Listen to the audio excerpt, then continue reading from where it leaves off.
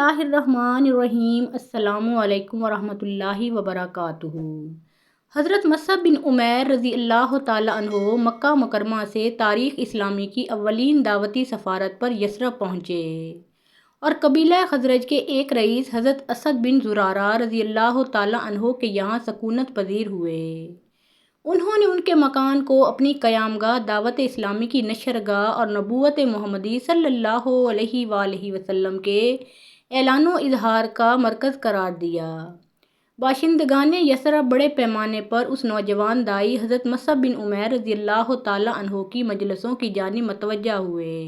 ان کی شیریں گفتاری، ان کے پرزور استدلال، ان کی نرم طبعی اور ان کے چہرے سے پھوٹنے والے ملکوتی حسن میں ایسی مقناطیسی کشش تھی کہ لوگ بڑی تعداد میں ان کی مجالس میں شریک ہونے کے لیے پروانہ وار کھنچے چلے آتے تھے۔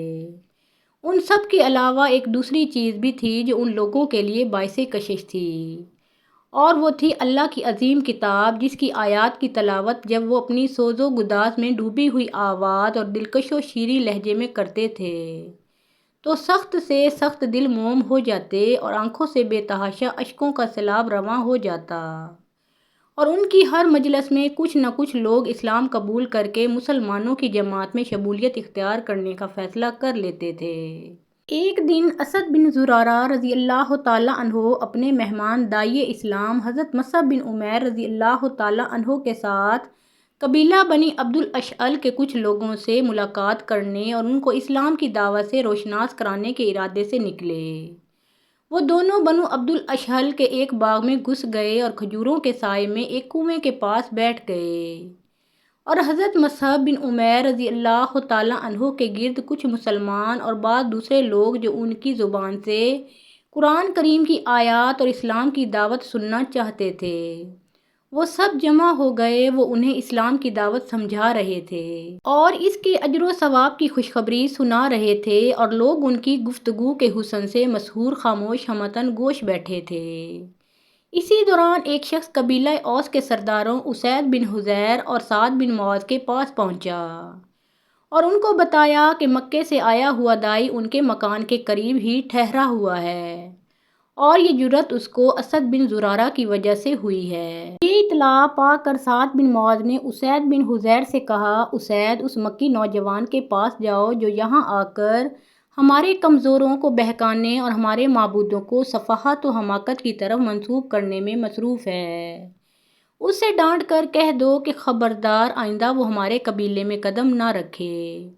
تھوڑی دیر رک کر اس نے پھر کہا، اگر وہ میرے خالہ زاد بھائی اسد بن زرارہ کا مہمان اور اس کی پناہ میں نہ ہوتا تو میں خود ہی اس سے نمٹ لیتا، تم کو زحمت نہ دیتا۔ اسید اپنا نیزہ اٹھا کر باغ کی طرف روانہ ہوا۔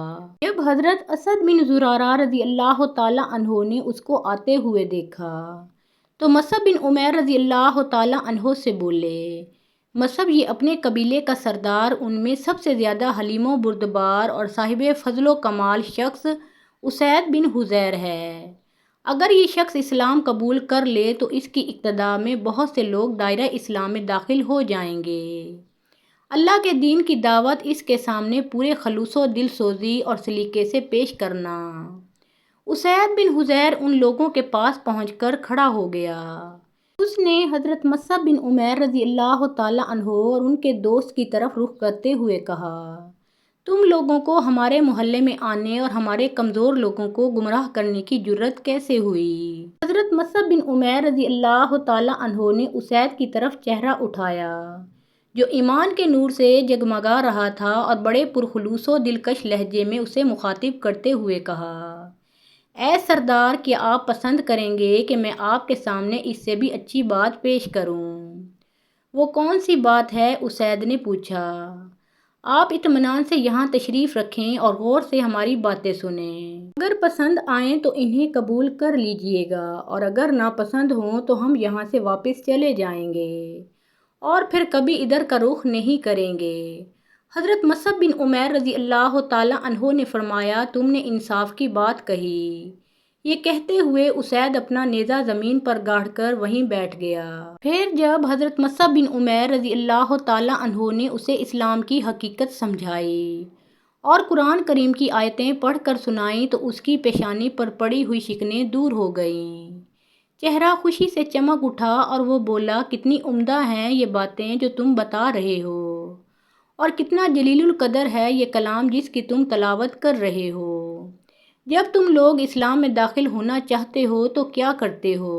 اس کے لیے آپ غسل کیجئے اور اپنے کپڑوں کو پاک کر کے اس بات کا اقرار اور اعلان کیجئے کہ اللہ تعالیٰ کے سوا کوئی معبود اور لائق پرستش نہیں، اور محمد صلی اللہ علیہ وآلہ وسلم اللہ کے رسول ہیں۔ پھر 2 رکعت نماز پڑھیے۔ اسید اٹھ کر کنویں پر گئے۔ انہوں نے اس کے پانی سے طہارت حاصل کی اور اس بات کی گواہی دی کہ اللہ تعالیٰ کے سوا کوئی معبود نہیں اور محمد صلی اللہ علیہ وآلہ وسلم اس کے بندے اور رسول ہیں۔ اور پھر انہوں نے 2 رکعت نماز ادا کی، اور اس طرح اس روز عرب کا ایک قابل رشک شہسوار اور قبیلہ اوس کا ایک مشہور سردار لشکر اسلام میں شامل ہو گیا۔ عقل و دانائی میں ان کی برتری اور حسب نسب میں ان کے فضل و شرف کی وجہ سے ان کے قبیلے نے ان کو کامل کے لقب سے نوازا تھا۔ وہ سیف و قلم دونوں کے دھنی تھے۔ وہ شہ سواری اور تیر اندازی میں کامل دستگاہ رکھنے کے ساتھ ساتھ ایک ایسے معاشرے میں قرأت و کتابت کے وصف سے متصف تھے جس میں ایسے افراد نہایت کمیاب تھے جو پڑھنا لکھنا جانتے ہوں۔ ان کا قبول اسلام سعد بن معاذ کے قبول اسلام کا سبب بنا، اور ان دونوں کا دائرہ اسلام میں داخل ہونا قبیلہ اوس کی ایک بڑی تعداد کے لیے مشرف با اسلام ہونے، مدینے کے رسول اللہ صلی اللہ علیہ وآلہ وسلم کے لیے دار ہجرت، اسلام کی پناہ گاہ اور اس کی عظیم سلطنت کا پایہ تخت بننے کا ذریعہ بن گیا۔ حضرت اسید رضی اللہ تعالیٰ عنہ نے جب سے حضرت مصعب بن عمیر رضی اللہ تعالیٰ عنہ سے قرآن سنا تھا، اس طرح اس کے گرویدہ ہو گئے تھے جیسے کوئی محب اپنے محبوب پر فریفتہ ہو جاتا ہے، اور وہ اس کی طرف اس طرح متوجہ ہوئے تھے جیسے کوئی پیاسا سخت گرمی کے دن میں میٹھے اور ٹھنڈے پانی کے گھاٹ کی طرف لپکتا ہے۔ انہوں نے قرآن عظیم کی تلاوت کو اپنا شب و روز کا مشغلہ بنا لیا تھا۔ وہ یا تو اللہ کی راہ میں جہاد کرتے ہوئے نظر آتے یا تنہائی میں کتاب الہی کی تلاوت میں مشغول دکھائی دیتے تھے۔ ان کی آواز بڑی پرسوز اور ان کا لہجہ نہایت واضح اور ان کی ادائیگی بہت صاف تھی۔ عام طور پر قرآن مجید کی تلاوت ان کو اس وقت بہت بھلی معلوم ہوتی تھی جب رات پرسکون ہوتی، ماحول پر مکمل اور گہرا سناٹا طاری ہوتا، لوگ سو چکے ہوتے اور دلوں میں تقدر نہ ہوتا۔ ان کی تلاوت قرآن کی شیرینی و حلاوت سے آسمان والے بھی اسی طرح محظوظ ہوتے تھے جس طرح زمین والے اس سے لذت اندوز ہوتے تھے۔ آپ ہو بہو اسی طرح قرآن مجید پڑھتے جیسا کہ حضور صلی اللہ علیہ وآلہ وسلم پر نازل ہوا تھا۔ ایک رات کا واقعہ ہے کہ حضرت اسید رضی اللہ تعالیٰ عنہ اپنے گھر کے صحن میں لیٹے ہوئے تھے۔ آپ کا بیٹا یحییٰ صحن کی ایک جانب سویا ہوا تھا اور پاس ہی وہ گھوڑا بندھا ہوا تھا جسے آپ نے جہاد کے لیے تیار کیا تھا۔ رات پرسکون تھی، آسمان صاف و شفاف اور خوبصورت تھا، چشمے فلک پیار بھرے انداز میں پرسکون زمین کو دیکھ رہی تھی۔ حضرت اسید رضی اللہ تعالیٰ عنہ کے دل میں آیا کہ پرنم فضا کو قرآنی مہک سے معطر کیا جائے۔ چنانچہ انہوں نے اپنی سوز و گداز میں ڈوبی ہوئی دلکش آواز میں سورہ بقرہ کی تلاوت شروع کر دی۔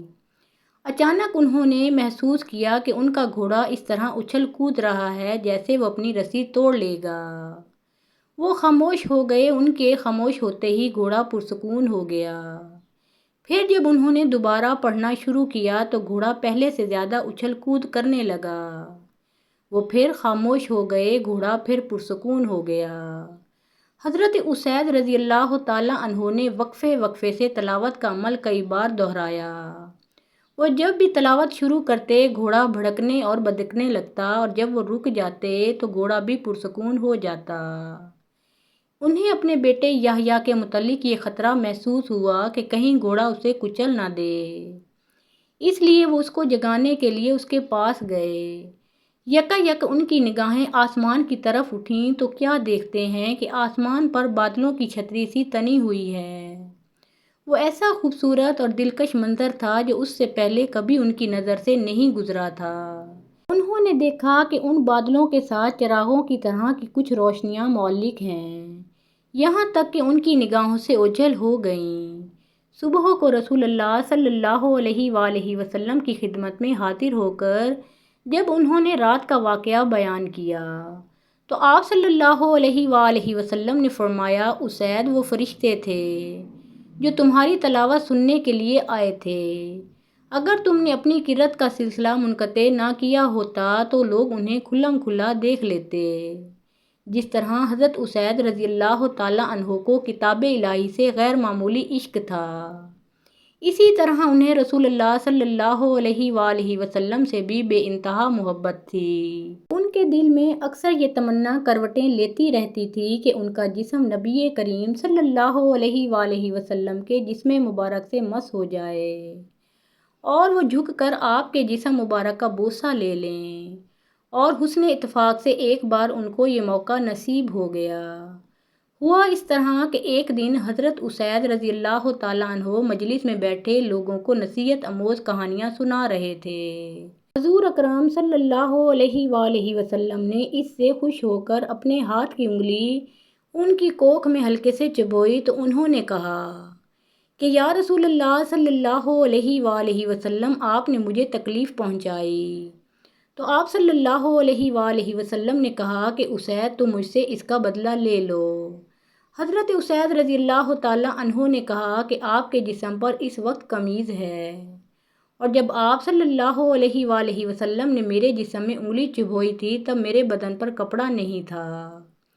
یہ سن کر آپ صلی اللہ علیہ وآلہ وسلم نے جسم سے کپڑا اٹھا دیا تو حضرت اسید رضی اللہ تعالیٰ عنہ جسم مبارک سے چمٹ گئے اور آپ صلی اللہ علیہ وآلہ وسلم کے جسم اقدس کو چومنے لگے، اور ساتھ ہی انہوں نے اپنی اس تمنا کا اظہار کرتے ہوئے عرض کی، یا رسول اللہ صلی اللہ علیہ وآلہ وسلم، میرے ماں باپ آپ صلی اللہ علیہ وآلہ وسلم پر قربان ہوں، جب سے میں آپ صلی اللہ علیہ وآلہ وسلم پر ایمان لایا ہوں، اسی دن سے میری یہ دلی تمنا تھی کہ آپ صلی اللہ علیہ وآلہ وسلم کے جسم اطہر و اقدس کو چوموں۔